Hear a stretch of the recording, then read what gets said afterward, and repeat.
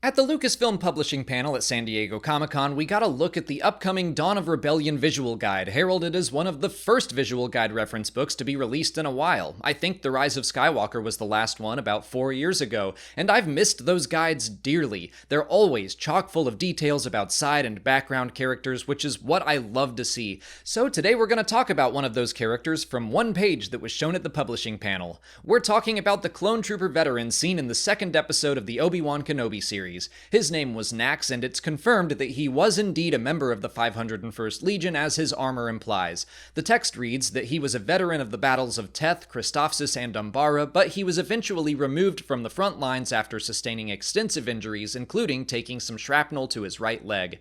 And just like these reference books do, I now have even more sympathy for a character that had like 3 seconds of screen time, which was a great moment on its own, showing Obi-Wan's empathy and maybe even hinting that there was more to the clones and Order 66 than meets the eye for anyone who hadn't watched the Clone Wars, Star Wars Rebels, or the Bad Batch. But if you have seen the Clone Wars and you read this passage, my immediate reaction was that this poor clone has been through the worst the conflict had to offer. He was there at the start at the battles of Christophsis and Teth as seen in the Clone Wars movie, but even more heartbreaking, he was part of the Umbara campaign, which was one of the worst experiences a clone could have. He had to temporarily serve under Jedi Master Pong Krell, who had fallen to the dark side and treated his clones as completely expendable. He wanted to impress the Sith Lords he knew were pulling the strings behind the scenes by manipulating clones into fighting one another. The 501st fought against the 212th, accidentally killing one another until Rex figured out the deception. It is one of the darkest war stories in the Star Wars universe. I already felt bad for Nax, but now when I rewatch Obi-Wan Kenobi, I'm gonna feel even sadder,